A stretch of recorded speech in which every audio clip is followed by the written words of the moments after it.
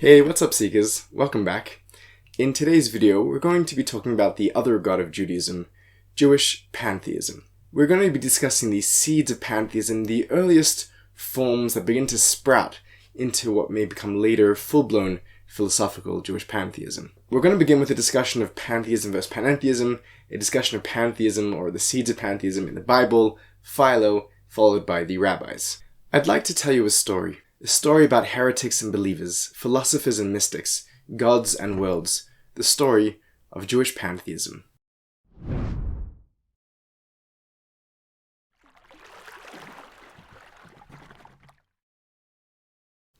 Our story, in truth, begins before the birth of time, but for purposes of brevity, we'll begin where all good discussions of Jewish thought ought to begin, with the foundational book of the people of the book, the fountainhead of all subsequent Jewish thought and feeling, the Hebrew Bible, or as we like to call it, the Tanach. This presentation of Jewish pantheism does not aim to be a comprehensive overview of the subject. That would take way too long. What I'd like to do instead is to present some of the highlights and high watermarks from the history of pantheological thought in Judaism, just enough to give you a flavor and taste of this other God of Judaism in its various manifestations and iterations. But a brief theological note before we begin. Before people start throwing tomatoes and complaining that I'm obfuscating theological categories by deeming pantheistic what should be properly called panentheistic, a valid criticism that has already been voiced on some of our previous pantheism videos, let me say here on record that we've chosen to treat panentheism as a subset of pantheistic thought, as a pantheology, at least when speaking more generally, and distinguishing between them as necessary and when appropriate. If you have no idea what I'm talking about here, allow me to explain. By now, if you've been following the series, I assume that you know what pantheism means. If you don't, check out the short 10-minute introduction explainer video. But what is panentheism, you ask? Good question. Panentheism is a term which was coined by the German philosopher Karl Kraus in 1828 to distinguish between the German idealists and Spinoza's thinking on the relationship between God and the world. And more generally conceptualized, it was an attempt to reconcile certain aspects of theism with those of pantheism, and the concept saw a lot of subsequent development under Alfred North Whitehead's process thought, particularly by his student Charles Hartshorne. The distinction between pantheism and panentheism, simply put, is that while pantheists assert that pantheos, all is God, literally, panentheism asserts that panentheos, all is in God, namely that God is all that we know and more. The more saves space for God's transcendence, relationality, and personality, things which are ordinarily lost in pantheism. We're going to see some of the paradoxes this fault line between pan and panentheism gives rise to, making any simple classification of the Jewish thinkers to follow as simply either or most difficult. In the following presentation, we'll encounter theologies that conceptualize creation as the self-expression of God, with the entire universe as nothing more than God's manifestations, while also maintaining an infinite and unbridgeable difference between God and God's creation. We'll oscillate between apparently contradictory descriptions of God, God as entirely identical with God's creation on the one hand, and yet wholly distinct from them on the other. This ambivalence will serve to avoid either isolating God from the world, as traditional theism often does, or entirely identifying God with the world, as some more brazen pantheisms do. The pan and panentheisms we will encounter here, as we shall see, will attempt to emphasize God's presence in the world without losing the distinct identity of either God or world. Some may want to call this dialectical pantheism. Woolstorff, Kristeva, and Keller like to call it apophatic entanglement, but truth be told, any attempt to label God, or even the God-world equation, is something of an anathema to the mystics themselves. As we shall clearly see shortly, in the case of Moses Cordovero, the mystic wants nothing more than to get beyond these labels, to encounter the absolute without any predicates, pronouns, or preambles separating between them. Which is why mystics historically have often restored to what's known as negative theology, the via negativa, apophasis, non-saying, derech hashlila, neti neti, only able to utter what God is not this, not that, ad infinitum, sharing in the hope of the poet that once all that is extraneous is stripped away, all that's left is the unsayable. The mystic often yearns to get beyond language in their approach of the ineffable, that which cannot be languaged, that which cannot even be called nothing, the ein od milvado, the none other than the none other.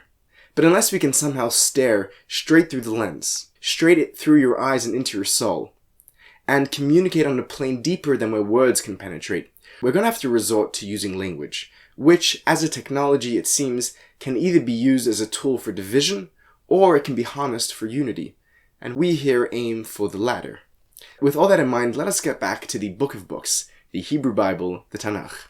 While the Tanach itself contains no explicit tract on theology or systematic credo, scattered throughout its pages are many statements concerning God that would go on to be of huge significance to subsequent Jewish thought, poetry, and prose that would become the flagstones setting the parameters and contours of Jewish theological thinking for millennia.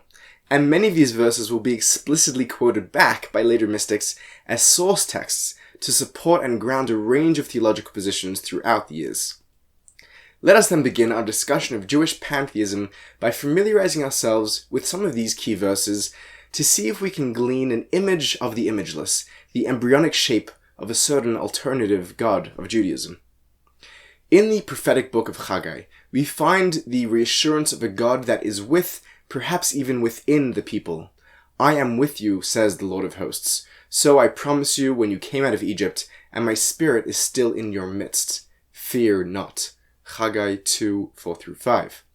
The author of the book of Daniel follows with a similar immanentist claim, preempting NASA's deep ecology and Kavanagh's biotheology, that God is the, quote, life of the world, Daniel 12:7, as does Nehemiah when he addresses God by saying, and you enliven all, va'ata mechayes kulam, Nehemiah 9:6. In the Psalms of David, we encounter God as the ongoing, imminent ground of our lives. You, O Lord, have been our dwelling place from every generation, Psalm 90, verse 1. And a God who was so present to the point of inescapability. Where can I escape from your spirit? Where can I flee from your presence? If I ascend to the heavens, you are there. If I descend to Sheol, you too are there. Psalm 139, 7-8. A message echoed in the fiery words of the prophet Isaiah, who hears the seraphim, the fiery angels, declare, Holy, holy, holy is the Lord of hosts. The whole world is filled with your glory. Isaiah 6:3. And in the mouth of the prophet Jeremiah, Am I only a God near at hand, says the Lord, and not a God far away? If a person enters a hiding place, do I not see, says the Lord? For I fill both heavens and earth, declares the Lord. Jeremiah 23, 23-4. This was just a taste of some select verses among many, which went on to have immense impact on immanentist and pantheological Jewish thought of the ages.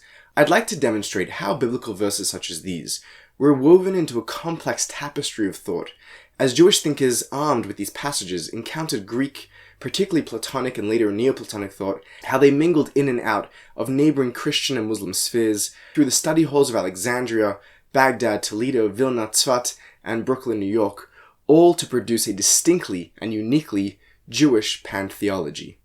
I'd like to pick up the next thread of our story in Egyptian Alexandria, about 2,000 years ago at the turn of the millennia, with one man who tried reconciling his biblical beliefs with his love for Greek philosophy, a man who set trends both in objective and methodology that would go on to dominate intellectual Abrahamic religious history for millennia to follow, a man who for centuries was intentionally forgotten by Jewish intellectual history, the Jewish philosopher who lived some 900 years before Saadia Gaon, whom most think of as Judaism's first philosopher.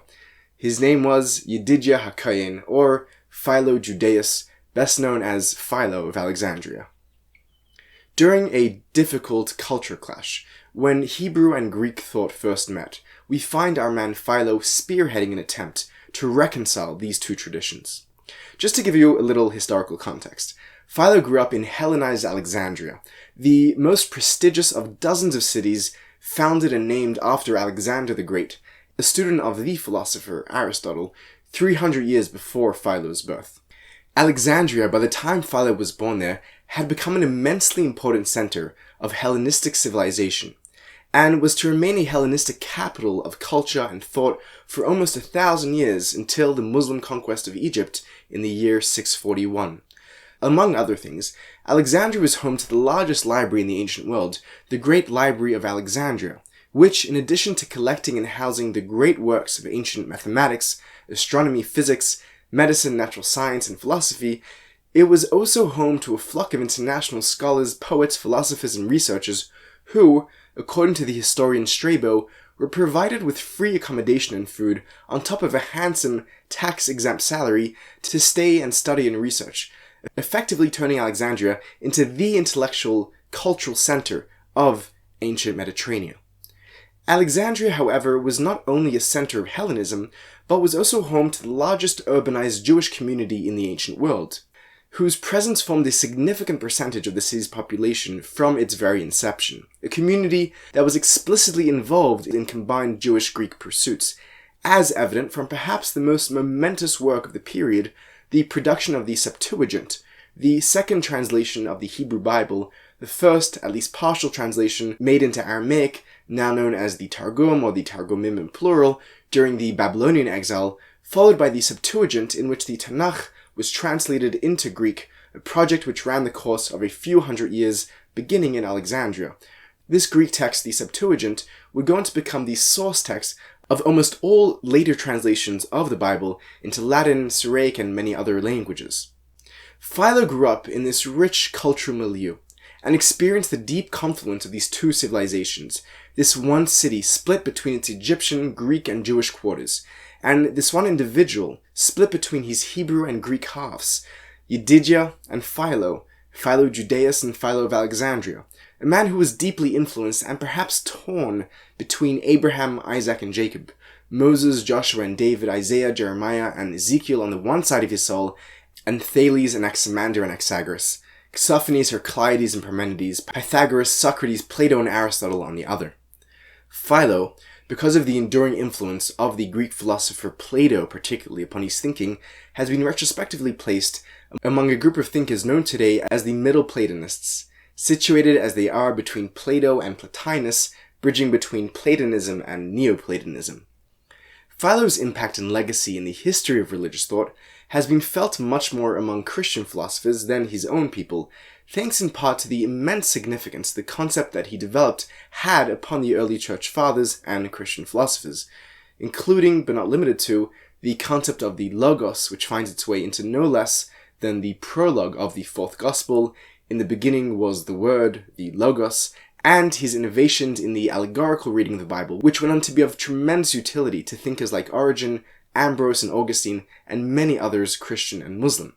But here I'd like to bring Philo back to the fold a little and consider his thinking in the context of Jewish theology. Philo's God at first glance is utterly transcendent, beyond time and space, quote, ineffable, inconceivable, and incomprehensible. Yet, upon further examination, we find hints of pantheistic thought that soften this absolute transcendence, inaccessibility, and otherness. In a line of argumentation that we shall see reappear throughout the history of Jewish theology, all the way up to Shneur Zalman of Liadi, Philo argues that without the continual creative action of God, the universe could not maintain itself, and would simply cease to exist. Thus Philo concludes that God, through God's active creativity, must be all-pervasive throughout God's creation. And in a thought that preempts the Neoplatonists, Philo saw God's ideas, or God's word, and wisdom, the Logos as he calls it, as the preserving force in the universe, mediating between the world and God. The world, in fact, being an emulation of the divine Logos, as the Logos, the first emanation, is an emulation of God. This paradox between God's absolute transcendence, yet providential providence in the world, which Roberto Ratzius calls the antinomy of transcendence and providence, is one way of formulating the challenge that will go on to bewitch so much of theological discussion, navigating the space between God and the world that was to follow for centuries and millennia of Jewish thought to come. For the next destination in our story, I'd like to jump forward a few hundred years, right into the heart of rabbinic literature.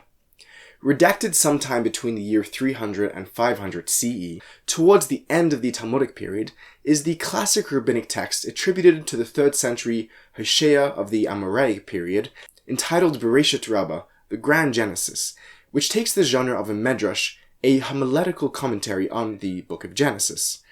Early rabbinic sources such as these which we're about to explore grapple and wrestle with biblical fragments and water the seeds of an emerging theology, never a formal catechism or comprehensive systematic declaration of creed, but a living, breathing, hyper-intertextual, complex flower, a 70-petaled rose which blossoms for centuries.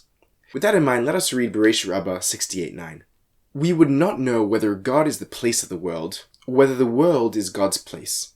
But from the verse, Hinei makom iti, behold, there is a space with me, or a place within me, Exodus 33:21, it follows that God is the place of the world, but the world is not God's place. So this is a pretty straightforward excerpt of rabbinic literature and thinking. One may have had the question, which contains which, God, the world, or the world God, to which the author answers, thanks to the verse in Exodus 33, behold, there is a space with me, implies that God must be more spacious than the world, so it is God rather than the world that contains the other. As plain and simple as that sounds, this passage is actually quite perplexing and enigmatic. A curious question which you might be asking yourself is, to phrase it in the classic Talmudic jargon, what was the hava amina? What was the original assumption of the author? That the world might be the place of God? How is that a genuine possibility for a rabbinic mind to entertain? And secondly, why does the author make it sound like if it were not for this one verse in Exodus, we'd have no idea who contained whom? Certainly there are hundreds of verses that point quite plainly to God's transcendence above and beyond the space of the world. How can the author say, if but for this one verse, we would not know? What is it that this verse is uniquely imparting that no other could have? But putting aside this very Talmudic line of questioning for the moment, the conclusion of this midrash points us to a pretty clear premise in rabbinic theology, unsystematic as it is, that God is the place of the world, namely that the universe resides within God, and not the reverse. And it is from passages such as these that God in Judaism receives the nickname Hamakom, literally the place or the space, namely the spacious or more technically the omnipresent. And it is in this midrash and the accompanying name of God, Hamakom, that we begin to hear the first rabbinic indications of a properly panentheistic theology emerge, and perhaps even an accompanying repudiation of pantheism, where the one point, if any, that is made here is that the world is in God and not the other way around.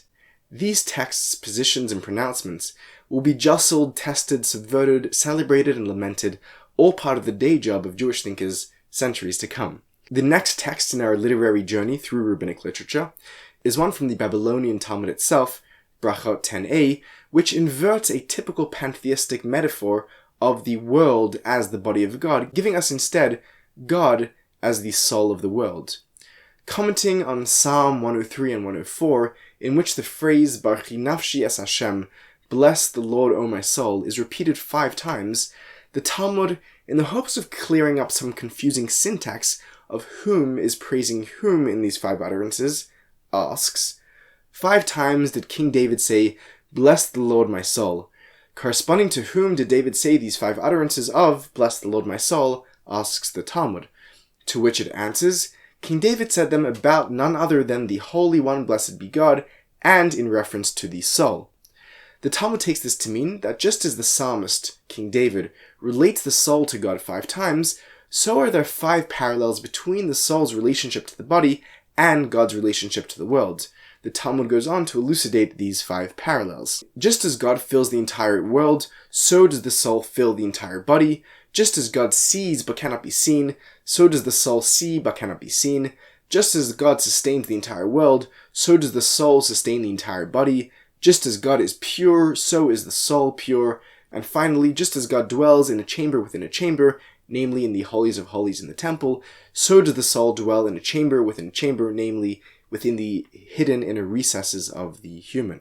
And the Talmud concludes to really clear up the original question of whom is praising whom, God the soul or the soul God, for once and for all, Yavo mi sheyesh bo chamisha dvarim halalu, v'yishabich li sheyesh bo chamisha dvarim halalu. Therefore, let the one who has these 5 attributes come and praise the one who also possesses these 5 attributes. Besides for this uncharacteristically clear theological assertion that God fills the entire world, cannot be seen, sustains the entire world, is pure and dwells in the innermost chamber, perhaps items number 1 and 3, God's filling and sustaining the world, being most pertinent to our current discussion of Jewish pantheism, the ambiguity of the conclusion, which most current annotated renditions of the Talmud smooth over with the bracketed inserts of first soul and then God, therefore let the one who has these 5 attributes, the soul, come and praise the one who also possesses these 5 attributes, God, it is by no means clear in the conclusion of the original text of the Talmud who ought to be praising whom, God the soul or the soul God, as evident from the editorial need for the clarifying brackets. But perhaps, maybe, just maybe, the obfuscation here is the precise point of the passage. By drawing this 5-fold analogy, the reader is led towards the co-identity of the 2 subjects, and this analogy opens the door towards their full identification that will follow in later Jewish theology, as we shall see.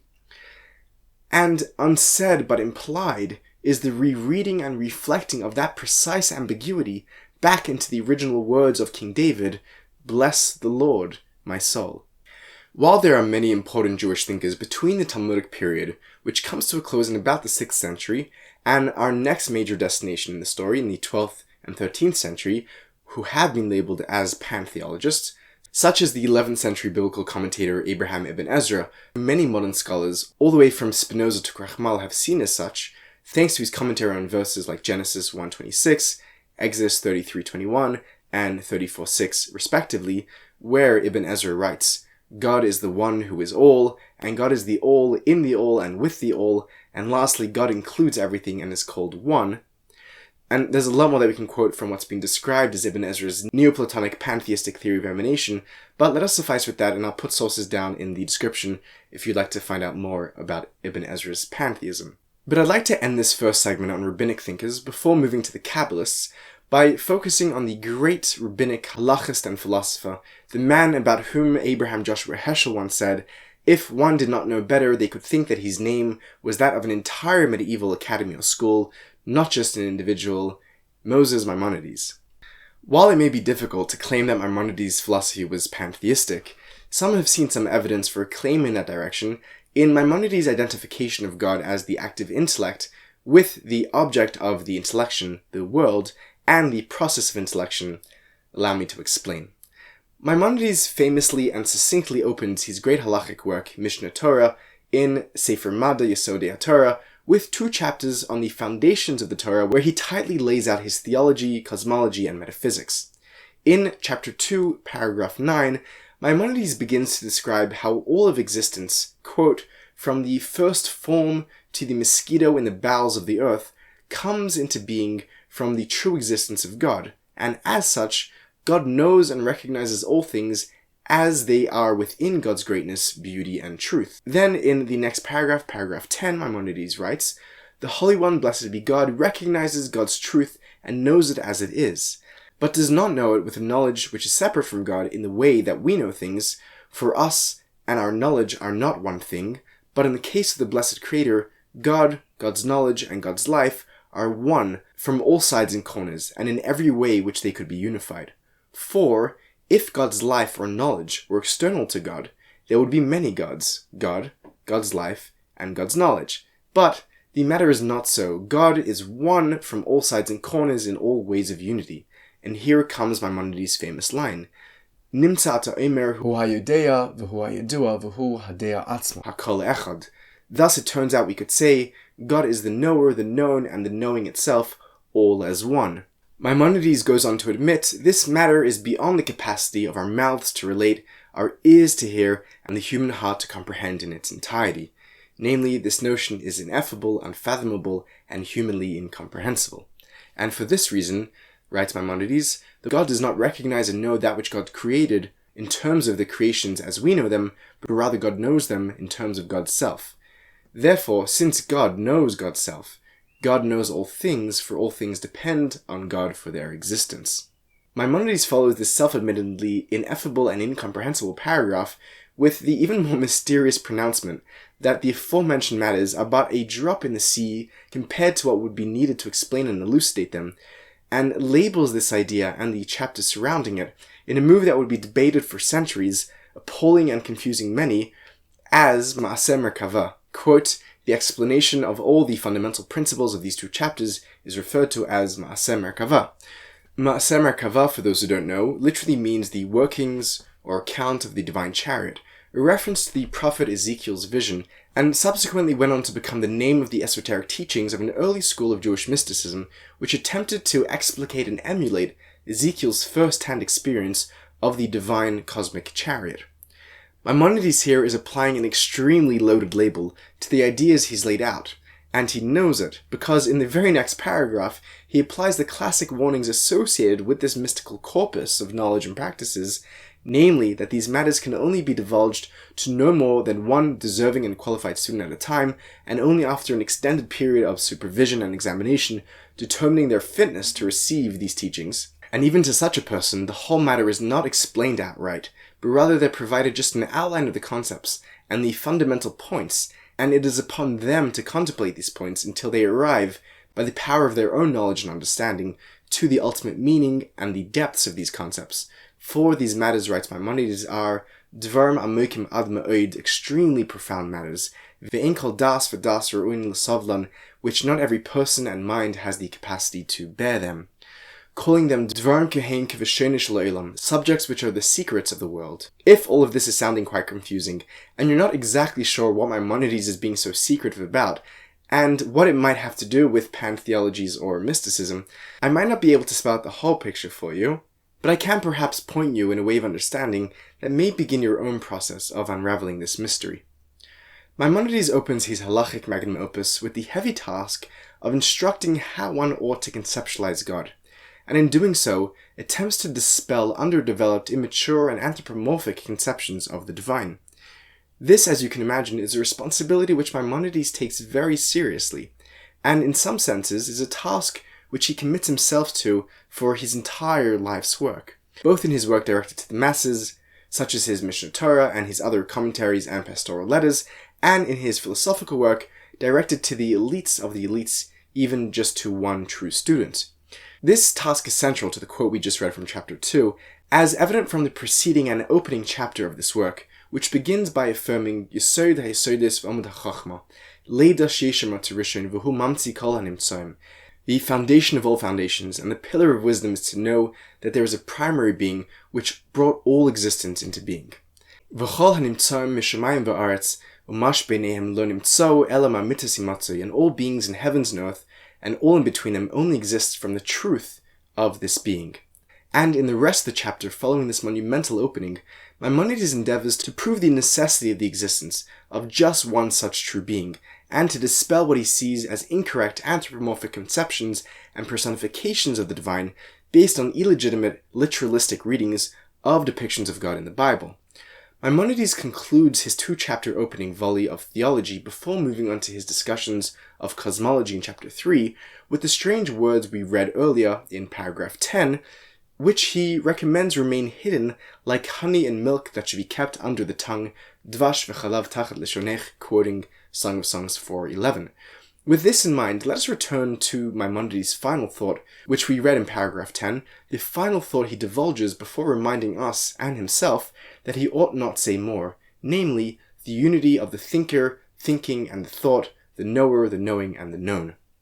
According to the scholar Gad Freudenthal, if there is a philosophical mysticism to be found in Maimonides, it is to be located in, quote, the overcoming of the split between subject and object, namely the dissolution of the subject-object dichotomy. And this dissolution, Freudenthal argues, is evident in the Moreh, in the Guide to the Perplexed, 168, where Maimonides teaches that in all successful cognition, there is a moment where the knower, the subject, and the known, the object, and the mind, the ground of knowing, become one. And this in and of itself has no particular mystical import. It's just the natural everyday process of cognition, according to Maimonides, according to Freudenthal. However, when for the human, the object, so to speak, of cognition is God, then the moment that the knower, the subject, and the known, the object, and the mind become one, in that moment, the bifurcation separating the human subject and the divine object is overcome, which it must if we don't want to conceptualize the divine as an object, which Maimonides does not want to. And in that moment, to quote Freudenthal, there is a full epistemic union, the cultivation of true philosophical mysticism, which Maimonides, in his infamous passage in the Guide 351, in line with his idiosyncratic and iconoclastic reading of the biblical and rabbinic tradition, calls the Misat Nishikin, the kiss of death, or the death of kisses, where the spirit of the individual and the spirit of the divine touch, kiss, and intermingle into one breath, where the subject and object become lost in one another until they are no more separate, the face/spirit of God hovering over every surface. And it is precisely this capacity to unite in thought with the object of our creation, and to create with our thoughts and dreams, that is endowed to the human, the Tselem Elokim, the face of God, when God in Genesis pronounces, Na'aseh Adam b'tzalmenu kidmotenu, let us make mankind in our image like our likeness. Vayomer Hashem hein ha'adam haya ke'ech mimenu, and God said, behold, the human has become like one of us. Genesis 3:22. But let us leave it at that for now. Next week, we'll be exploring the tradition whose name often becomes synonymous with all of Jewish mysticism, Pantheism and Panentheism in Kabbalah. Thank you so much for joining us and for watching. For a brief recap, we began by distinguishing between Pantheism and Panentheism with a bit of a disclaimer so that we don't get into too much trouble. We then outlined some of the key verses in the Bible, in the Hebrew Bible, the Tanach, that point towards a pantheistic immanentist theology. We then discussed the character, the first Jewish philosopher, Philo of Alexandria, in his attempt to try to reconcile his own Platonism and such biblical verses, and perhaps the God that he produces, although still quite transcendent, immanent as well because of the active creativity, which means that God must be present in creation. We then spoke about some key rabbinic texts which point towards pantheological notions, one of them discussing God as the place of the world, and the other one discussing the obfuscation of the soul and God as the soul of the world. And finally, we looked at Ibn Ezra and more extensively at Maimonides in his notion of the union, the epistemic union of God as the active intellect and the world as the object of intellection, and how the human partakes in that project, uniting in their thought God and world, themselves and God. I hope that wasn't too much for one class. Thank you so much for joining us once again. Thank you to our Patreons for supporting this project so we can continue to take the time to read, research, and write and share classes like these, exploring mystical thought, unitive thinking in the world's great religious traditions, including my own Judaism, a topic which is a bit hard to do because sometimes things that are really close to home are harder to tackle. But here it is. I hope you enjoyed. If you have any questions, please do leave them down in the comments below. I try as hard as I can to answer all questions that are posed. Thank you so much for watching. Keep seeking.